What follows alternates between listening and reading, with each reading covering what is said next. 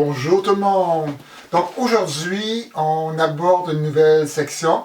Donc on continue dans les ondes. Donc on a vu qu'est-ce qu'une onde, donc certains principes sur une onde. Donc on a vu qu'il y a deux types d'ondes, les ondes transversales. Donc si je fais une perturbation verticale, l'onde se déplace perpendiculaire à la perturbation, donc c'est une onde transversale. Mais il existe aussi des ondes longitudinales, donc que la perturbation, donc si je perturbe comme ceci, l'onde va aussi dans le même sens. Donc il n'y a pas des tonnes et des tonnes de ces ondes-là. Les tremblements de terre, vous allez voir dans une capsule, il y a les deux petites ondes, une onde transversale, une onde longitudinale, mais l'onde longitudinale la plus courante, c'est le son. Donc le son, quand je parle, je fais une perturbation qui va vers vous, et l'onde se propage aussi vers vous. Donc, je vais faire comme la dernière fois, je vais présenter une petite simulation. Donc, je me suis aperçu que l'enregistrement du son n'est pas terrible, mais au moins, c'est l'image qui compte. Donc, on va passer à la petite simulation du son. Et après ça, on va revenir en pseudo-réel au tableau pour les caractéristiques physiques. Donc, la première simulation est pour regarder comment les molécules d'air se comportent lorsqu'un son est émis. Donc, ici, vous retrouvez en bleu donc, des molécules d'air. Vous allez avoir un haut-parleur qui oscille horizontalement. Donc, la membrane va avancer de droite à gauche. Et on va regarder qu'est-ce qui arrive aux molécules d'air. Donc, je vais partir l'enregistrement. 1, 2, 3, go. Ça se passe assez rapidement. Donc, la membrane va vibrer. Vibrer, vibrer, vas-y. Vibre. Et là, qu'est-ce qu'on voit? Donc, la membrane a repoussé des molécules d'air. Ces molécules d'air ici sont plus proches de d'autres molécules. Donc, ici, on a présentement une zone de haute pression. Mais qu'est-ce qui arrive? Donc, des molécules qui sont ensemble vont tendance à se repousser. Et si on regarde qu'est-ce qui va arriver un petit peu plus tard, comme ceci, comme ceci, comme ceci. Donc, on voit le fameux front d'onde où ce qu'on avait une zone de haute pression se déplace progressivement vers la droite. Mais nos molécules, donc quand on fait une onde sonore, les molécules ne font que, je vais prendre mon petit crayon ici, comme ceci, ne font que osciller de gauche à droite, de gauche. Là, ici, le haut-parleur a juste donné une impulsion, mais si ça avait été une impulsion sinusoïdale, on pourrait voir nos molécules osciller de droite à gauche, pour créer des ondes de haute et de basse pression. Et qu'est-ce qui arrive à nos oreilles? C'est ces ondes de haute et de basse pression qui sont détectées par notre oreille. Donc, si je laisse aller la fin de la simulation, donc je ne me souviens plus, est-ce qu'il y a quelque chose d'intéressant? Donc, ici, les molécules, donc quand le son est terminé, les molécules reprennent leur forme. Donc là, ils redonnent une impulsion.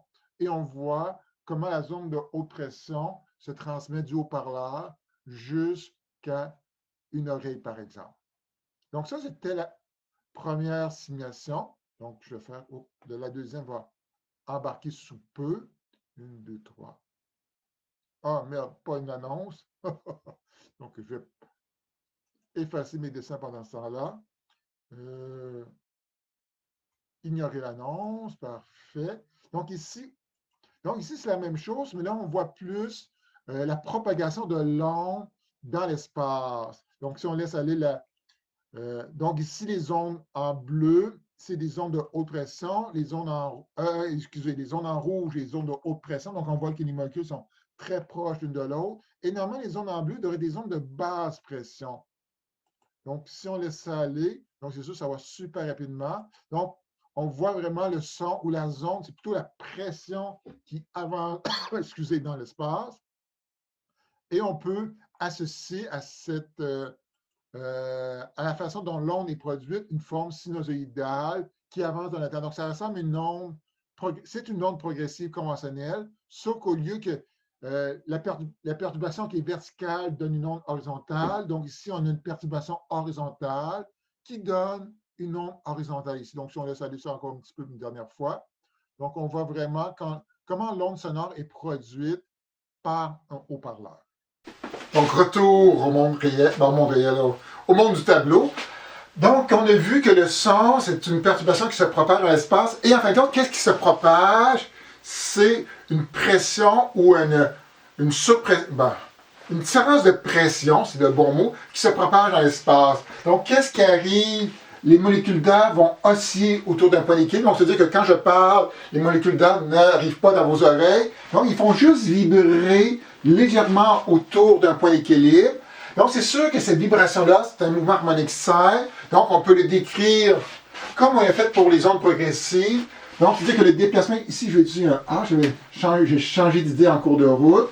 Donc, je pourrais dire que le déplacement des molécules, c'est l'amplitude fois sinus de Kx plus oméga t plus i. Donc, même si non longitudinal, on pourrait utiliser cette expression-là. Mais aussi, dans certains cas, on aime bien utiliser la variation de pression qui se déplace dans l'espace. Donc, ici, il y a des ondes. Donc là, j'ai décidé ici des ondes de haute pression. Il y a des ondes où la pression va être plus faible, des ondes de haute pression. Et ça, ça devient compliqué. Donc, toutes ces molécules-là oscillent indépendamment dans le temps pour créer des zones de haute et de basse pression. Donc la zone de haute pression qui est ici, si on laisse aller le temps, elle va arriver ici, et là on va avoir un trou ici de pression, de molécules qui va apparaître, et ainsi de suite. Donc on voit la zone de haute pression se déplacer.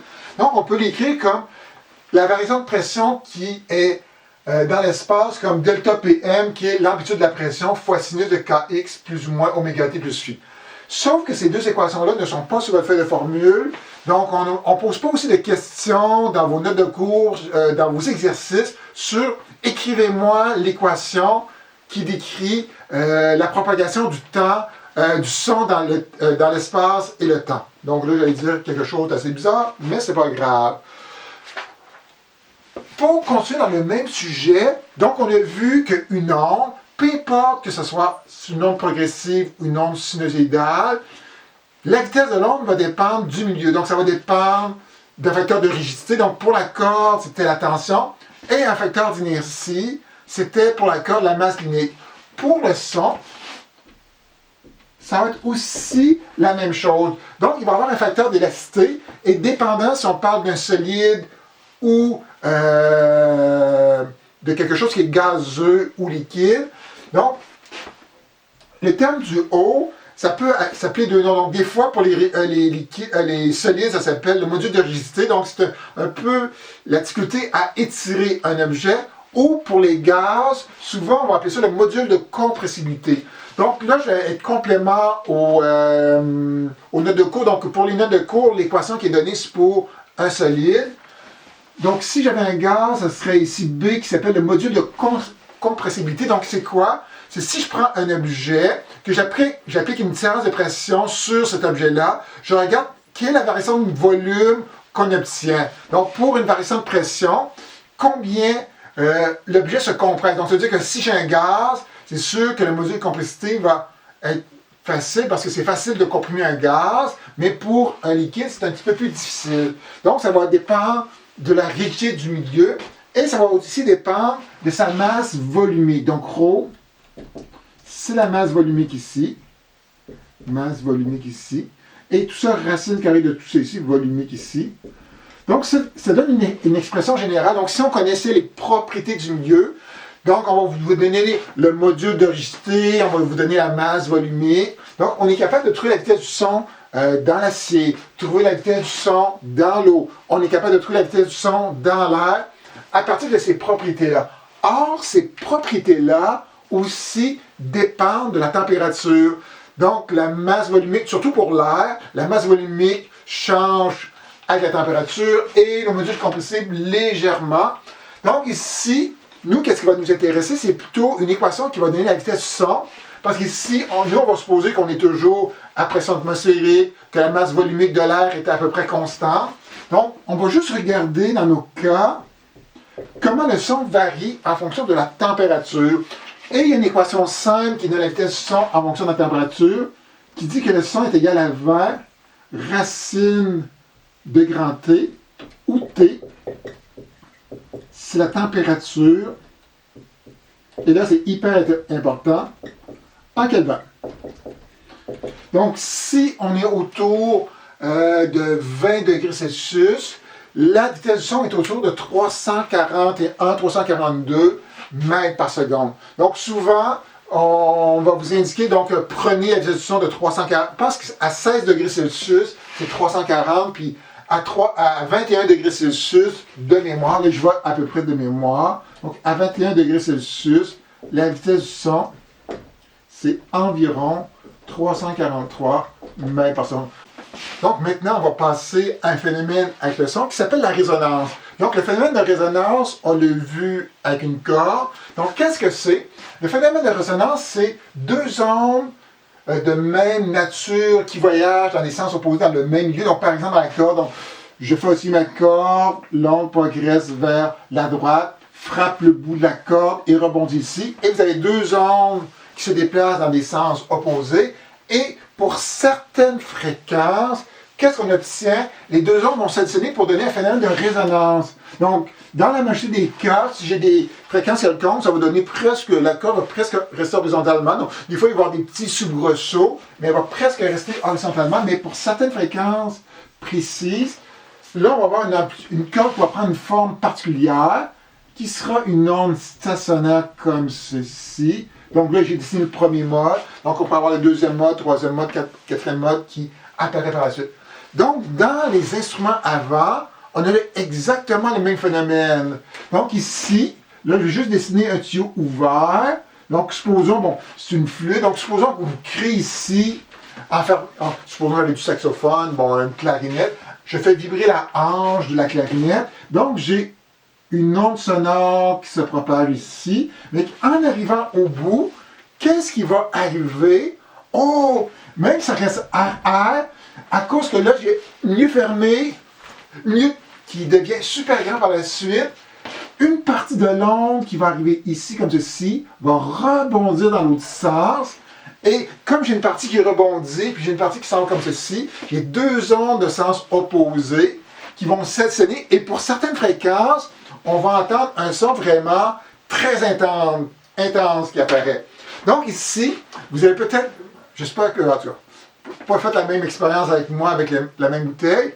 Donc, possiblement, vous avez déjà soufflé dans une bouteille de boisson gazeuse ou de bière, n'importe quoi. Donc, une bouteille longue et mince ici. Et vous êtes aperçu qu'il y avait un son qui apparaissait.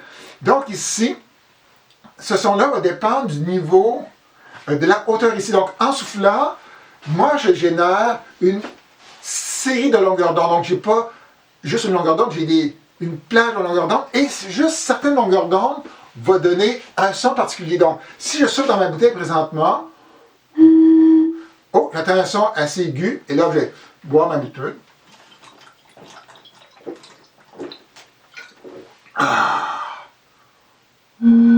Oh! Un son différent, donc j'ai pas le même niveau de bière dans ma bouteille. Donc on voit que le son dépend du niveau de la bouteille. Et en passant, je ne vais pas vous dire ça, c'est la capsule que j'aime le plus faire parce que ça fait 5 fois que je la recommence.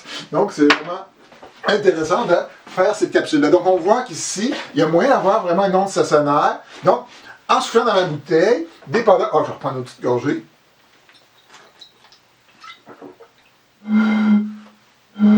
J'obtiens pas le même son. Donc le son, donc il y a certaines fréquences qui vont être amplifiées et cette amplification-là, c'est la fameuse résonance. Donc qu'est-ce qu'il faut savoir à propos de la résonance? Donc c'est sûr que vous avez des équations sur votre feuille de formule qui disent, OK, si vous avez telle chose, qu'est-ce qui arrive? Si vous avez autre chose, qu'est-ce qui arrive? Dans les systèmes avec le son, vous retrouvez deux types de tuyaux. Vous avez les tuyaux ouverts et les tuyaux fermés. Donc, qu'est-ce que ça veut dire ouvert et fermé? Donc, ouvert, ça veut dire, bon, généralement, les tuyaux, il y a toujours au moins un bout ouvert, c'est toujours là. Et, donc, un tuyau ouvert, c'est les deux extrémités ouvertes. Un tuyau fermé, c'est une extrémité ouverte et une extrémité fermée. Donc, qu'est-ce qui va arriver ici? Donc, je vais commencer avec un tuyau fermé. Les molécules d'air qui sont ici ne peuvent pas osciller quand on arrive au bout. Donc, si ça ne s'oscille pas, donc quelque chose qui ne s'oscille pas, ça représente un nœud. Donc, la condition qu'on devrait appliquer, lorsque vous avez un tuyau fermé, l'harmonique ou l'onde stationnaire qui va se produire à l'intérieur du tuyau fermé sera toujours un nœud à cet endroit-là. Donc, bout fermé, ça se termine par un nœud. Quand on a ici quelque chose qui est ouvert, qu'est-ce qui va arriver à ce moment-là? Les molécules peuvent bouger grandement. Donc ici, j'étais comprimé, puis là, pouf, ça devient ouvert. Donc j'ai une grande amplitude pour la vibration des molécules. Et à cet endroit-là, ça va se terminer par un ventre. Donc l'onde stationnaire va se terminer par un ventre. Donc ça va se terminer, par exemple, quelque chose comme ceci. Tandis que l'autre, ça se terminerait plutôt comme ça.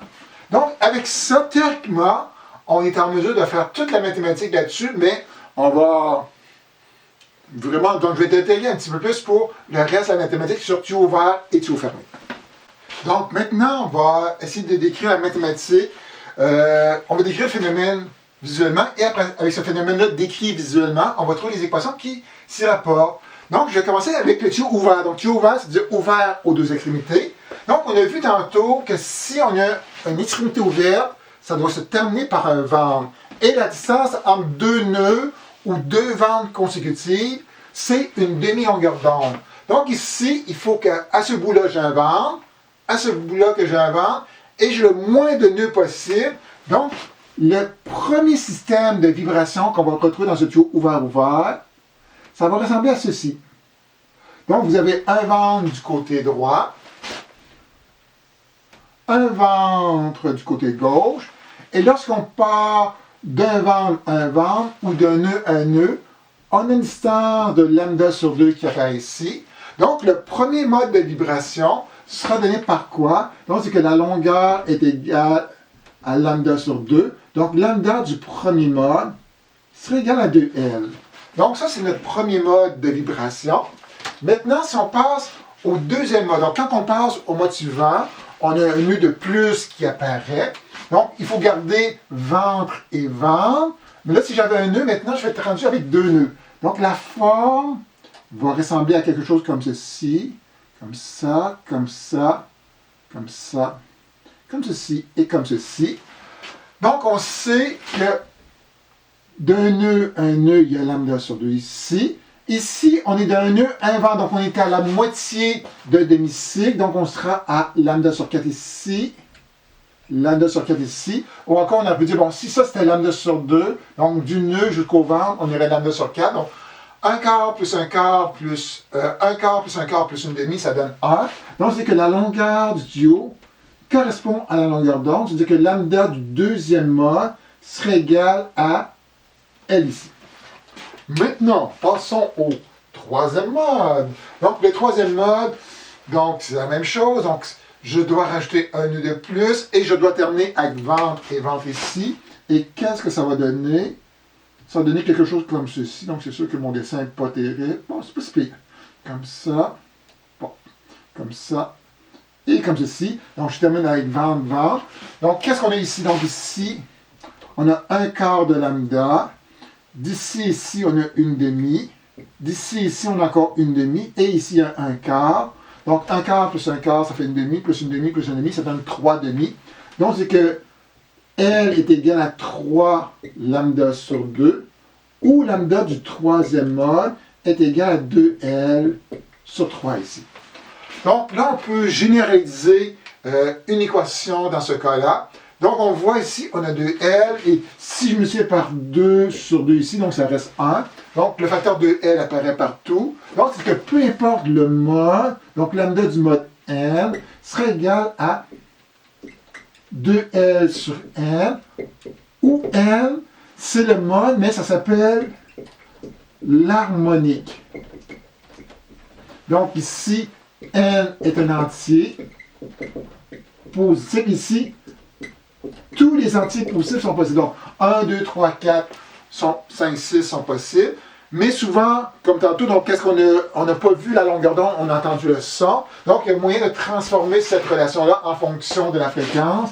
Donc, on sait que la vitesse est égale à lambda fois F. Donc, F est égal à V sur lambda. Donc, si on met l'équation de lambda à l'intérieur, donc ça fait vitesse du son est égale à 2L sur N ici. Donc, c'est que la fréquence d'une harmonique ou d'un mode quelconque est donnée par N fois la vitesse du son sur 2L. Donc, si je vais avoir la première harmonique, qui est normalement la plus importante, je mets N est égal à 1, la seconde harmonique N égale 2, et ainsi de suite dans notre système. Donc, normalement, pour des flûtes, donc je ne suis pas un spécialiste là-dedans, normalement, c'est la première harmonique qui est la plus intense, mais des fois, vous allez apparaître la deuxième, la troisième harmonique de façon beaucoup plus faible. Donc, pour terminer cette capsule-là, il nous reste maintenant analyser les tuyaux fermés. Donc, ce sera exactement le même principe. Donc, l'important, c'est les conditions et limites. Savoir que quand c'est fermé, ça se termine par un nœud. Quand c'est ouvert, ça se termine par un ventre. Donc, si je vais avoir le premier mode de vibration, donc c'était le cas de ma fameuse bouteille de bière, donc c'est ouvert à l'extrémité, fermé à l'autre. Donc, ici, je dois avoir un nœud. À l'autre extrémité, je dois avoir un ventre. Et quelle est la forme qui va représenter la forme qui sera la plus longue? Ça va ressembler à ceci. Et ceci, donc on sait que de un nœud à un nœud, c'est lambda sur 2. Donc là, ici, on a la moitié de un nœud à un nœud. Donc c'est ici la longueur d'onde qu'on a ici. On a une distance de lambda sur 4. Donc c'est que la longueur du tuyau est égale à lambda sur 4. Donc c'est que le lambda du premier mode de vibration sera égal à 4L. Donc c'est notre premier mode de vibration. Donc, si on explore maintenant le deuxième mode de vibration, le deuxième mode, on ajoute un nœud supplémentaire. Donc, si vous ajoutez un nœud supplémentaire, là, j'essaie de penser, bon, parce que comme je connais un peu mon dessin, ça peut aider à tracer ça. Donc, si je vois, on vous demande de tracer, c'est peut-être, ben, en pratiquant, ça va super bien. Donc, ça va ressembler à quelque chose comme ceci. Donc, ici, cette partie-là, d'un nœud à un ventre, on a lambda sur 4. D'un nœud à un nœud, c'est lambda sur 2 ici. Donc, c'est que la longueur du tuyau, 1 quart plus 1 quart, 3 quarts. Donc, c'est 3 quarts de L. Donc, c'est que, hop, 3 quarts de lambda ici, comme ceci. Donc, c'est que lambda, et là, je vais faire exprès, donc ici, du deuxième mode. Donc, je ne mettrai pas d'indice ici. Donc, vous allez voir qu'il y a une raison. Ce serait égal à 4L sur 3 ici. Et après ça, si on faisait le mode suivant, donc le troisième mode de vibration, donc on rajoute un nœud supplémentaire. Donc si on rajoute un nœud supplémentaire, ça va ressembler à quelque chose comme ceci, comme ça, comme ça, comme ça, comme ça, comme ça, et comme ceci. Donc. Bon, comme ça. Donc si le tuyau mesure toujours L, donc ici on a une demi-lambda. Ici, on a une demi-lambda. Ici, on a un quart de lambda. Tu sais que la longueur totale, c'est une demi plus un quart, c'est 5 quarts ici. Donc, 5 lambda sur 4. Et si on isole le lambda ici, et je laisse tomber l'indice pour l'instant, on va obtenir que c'est égal à 4L sur 5 ici. Là, maintenant, il nous reste à trouver une formule qui généralise tout ça ici.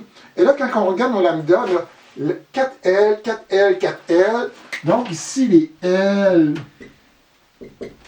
ça semble être cohérent pour tout le monde. Donc tout le monde a 4L. Mais là, on a quelque chose d'assez particulier. Donc on a 1, 3 et 5. Donc ici, le L, qu'on va nommer l'harmonique,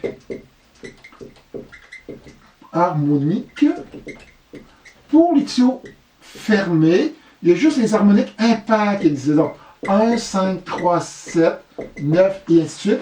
Les paires ne sont pas là, et on a juste les impairs qui apparaissent. Donc ici, ça fait attention. Ça, c'est une petite chose. Je pense pas que... est-ce que j'ai ma feuille de formule avec moi? Oui. Et je vais juste regarder sa feuille de formule. Est-ce qu'il indique que c'est les impairs sont juste là? Regardons. Et c'est quand on cherche une information. Et merde, j'ai pas la bonne feuille de formule. Ah oui, elle est ici. Je vais juste regarder rapidement.